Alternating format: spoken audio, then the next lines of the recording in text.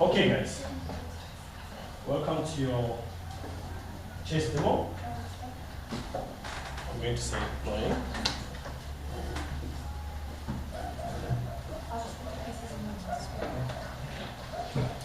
When you think chess, or when you say chess, the first word that have to come in your mind have to be thinking. Are you listening to me? Yes. When you think, or when you think about thinking, the first words that have to come, the next word that have to come have to be concentration. When you talk about concentration, the next word that have to follow have to be quiet. I'm going to put them together now. Chess, to play chess you need to think. To think you need to concentrate. To concentrate you need to be quiet. Those three things we call them chess player attitude. In every school you go, you find two types of kids. First, the dreamers.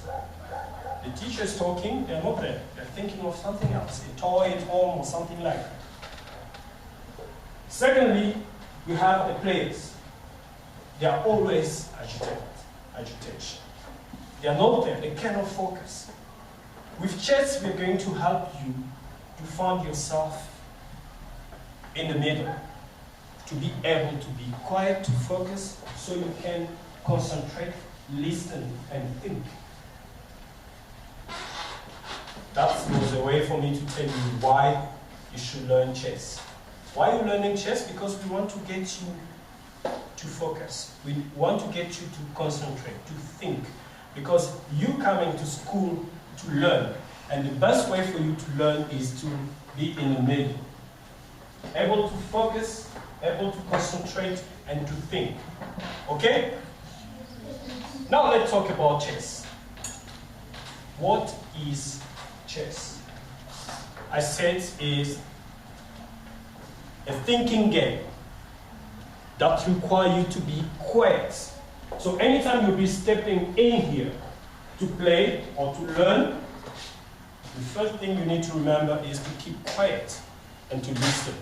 But chess is a game. Because it's a game, it doesn't mean that you have to be bored, you're like too serious. You just need to have a chess player attitude. Be quiet, focus, concentrate, and think about your game. What is chess? Chess is a thinking game. Chess have been conceived like more than 500 years ago. It's been very, very, very long time ago, right? You agree with me? More than 500 years ago. And chess have been conceived because in the past there were many kingdoms, and the kingdoms have been fighting each other for land, for power, for many other things. And chess is a game where two kingdoms are fighting. There are rules about how you have to move, how you have to fight. That I'm going to teach you that later. What I want you to know today is the basic.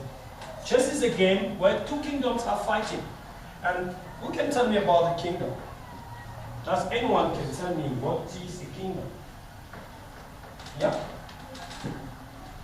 A king and queen, that's a good starting. A place that has two kings and two queens fighting for land.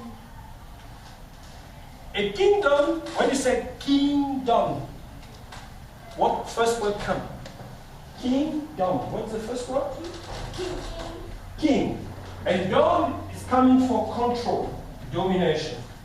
A kingdom is, let me make it easy for you to understand, it's like a group of people, it's like a group of house controlled by the king. It's like the president today. What is the president? Who is the president of South Africa? Jacob Zuma, right? And South Africa is a land, many houses around. You understand? It's a country. You understand? And the kingdom was like a land controlled by the king. So, when two kingdoms are fighting, it involves many, many people of the kingdom. We are going to learn that today. So chess is a game where two kingdoms are fighting, and all of you, when you're playing, you need to know, the first thing you need to know is the end of the game is when you capture your opponent king, and we call it checkmate, right? To play chess, you need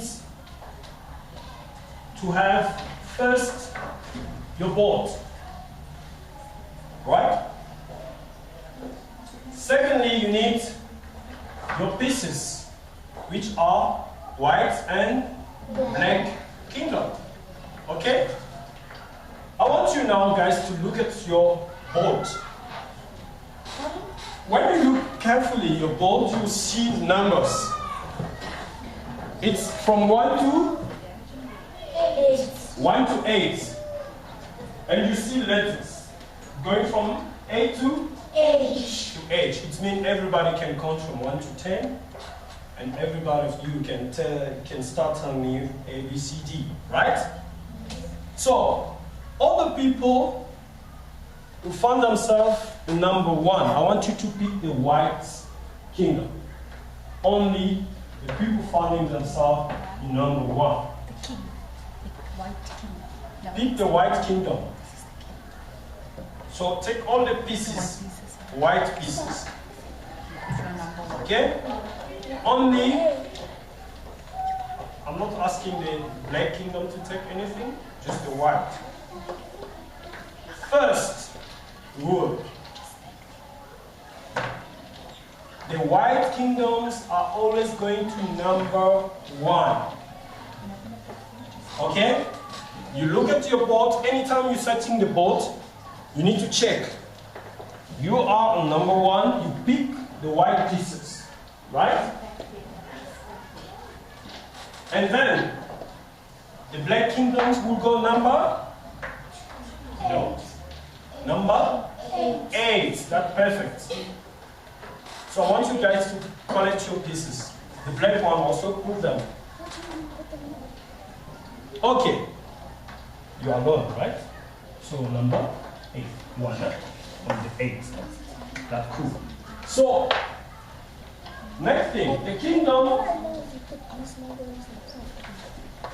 We said in the kingdom you have the king, right? Yes. And you have the queen. I want you guys to pick your king and queen and lift them up. That's perfect. Okay. Now, I'm going to give you another rule. We're starting with the queen.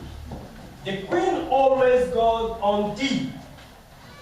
Can you find D? But remember, I'm going to help you to remember easily.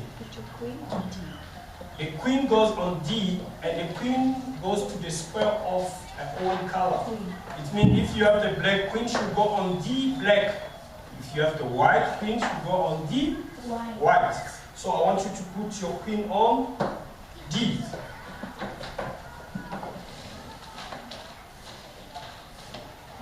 Okay, everybody? Your queen is on D, right? After the queen, you have your king. And the king goes on E, naturally close to the queen. That's perfect.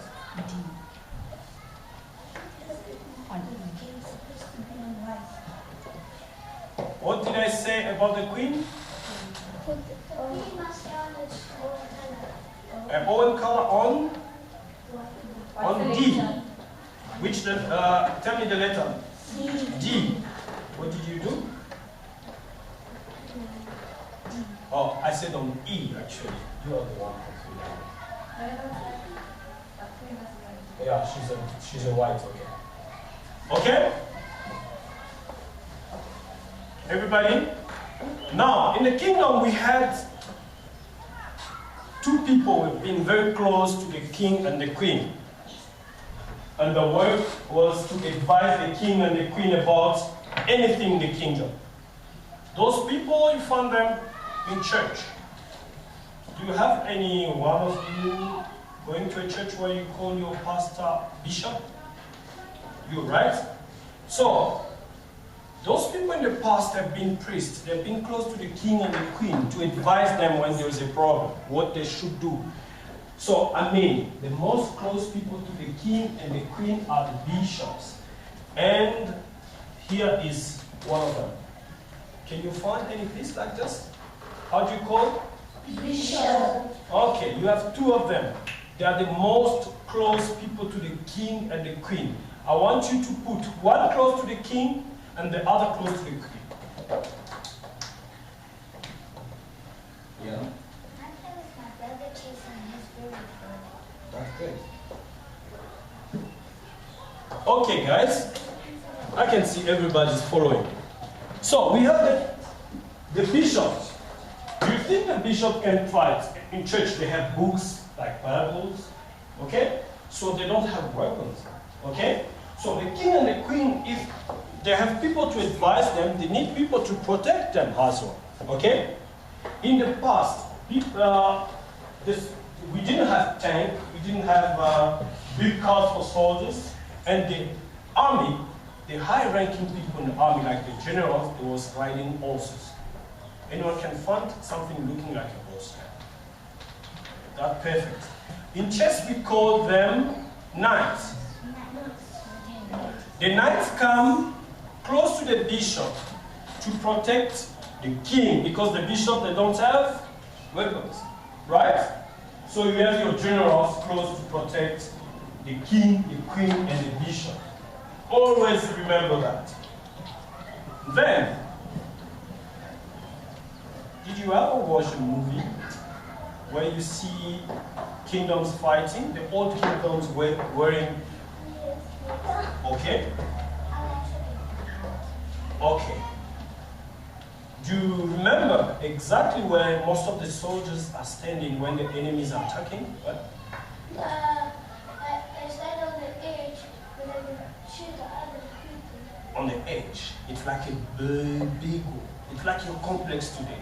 Your house is inside, and around the complex, what do you have? Walls. Exactly. And in the past, they was building a very big one, and they've been calling them castle. Okay? It's the edge we're talking about. The soldiers stand on top. When the enemies are attacking, they're shooting them. Okay? So we have in chess the castles. But I want you guys to remember we call them rook. You have to put them at the bottom, at the end of the kingdom, so you can close the kingdom. Right? I'm going back to movies.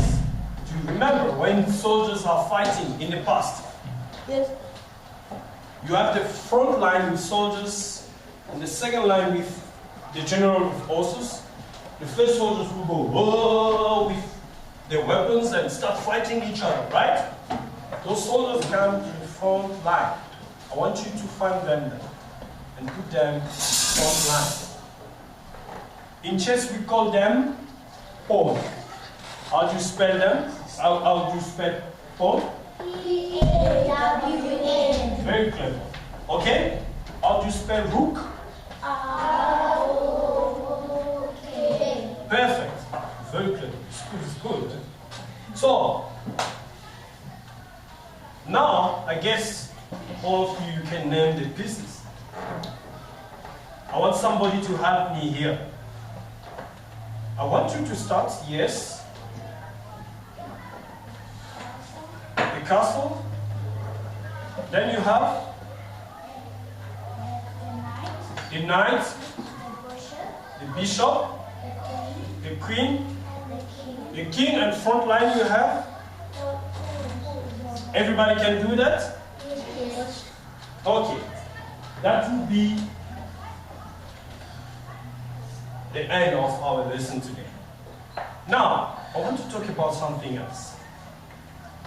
Chess is a game where two kingdoms are fighting, and your target is to cut your king opponent. Chess is a thinking game where you need to be focused, able to think and concentrate. Why are we teaching you chess? I told you we want to get you to concentrate, to focus, to pay attention when they're teaching you. not to dream like this. Not to be a dreamer, not to be a player. Always move. We want to bring you together so you can learn properly. In mid-range, we have very good structure for you guys to learn chess. We'll be teaching you at school. On weekend, every Saturday, we have the mid-range chess club playground from 1 to 3. So you can ask your father, your mother, to drop you at the mid-range library. You know the mid-range library where it is? Close to Borders. Okay. You come there, you meet kids from different schools, kids from around mid-range, because it's not only for schools, and you meet parents coming to play with their kids there. Parents who love chess. Chess is a good game to boost your brain. It will help you think faster. It will help you to take very fast a good decision in very short time. That's what we teach kids in chess. So you have a chance to grow in your school, because we have also a school competition, a school league tournament. 2014 we're starting. If you're very good, if you can learn very fast, you'll be able to represent your school. And you'll be able to win for your school. And you can join the league, also in a club, and to play in a provincial level. I mean, to play for our team. Okay? So we want you to learn, we want you to grow playing chess, because it has a lot of benefit for you. When you go home, do you love chess? Are you excited about learning? When you go home, remember to ask your parents. You join chess from school, you learn with us here, you're coming on weekend to practice and play with many other kids coming from around me. I have a chess board. That's good. So you train it.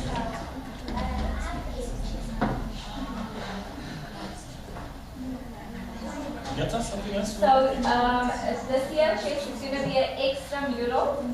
So you're going to get letters tomorrow to take home if you want to join. Then your parents need to complete the letter and send it back as soon as possible. Do we have to play with hands? Yes. Because it's an extramural. Okay. And so if you get permission, then you are obviously you're now part of the school's chess club, which means you will be the ones that take presenting Hillkruin Montessori when we have friendly games or we play against other schools or they come there. People who in the chess club. And once you're in the chess club, that means on a Saturday you can go and practice with other learners from other schools at the midday. Alright? And if you can win in the school level, you can win in the club level. And you know, the world champ in chess is a 22-old young man. 22 is not a lot, right? And you guys, if you start learning from now, you can become a South African champ. And you can go represent South Africa and become world champ in chess. And you have a very successful learning at school, even when you go to university, because your brain will be thinking faster. It's not a story I'm telling you, it's true. Start playing chess and you notice when other people are thinking, you can think 4 times faster than a normal child. Because what you learn in chess is to play quickly, to think 3 times before the move happens. 4 times before the move happens. So you see things from far. Okay, we're done for today. So we'll get that tomorrow. Right, you can line up. And see you in the first chess lesson, right?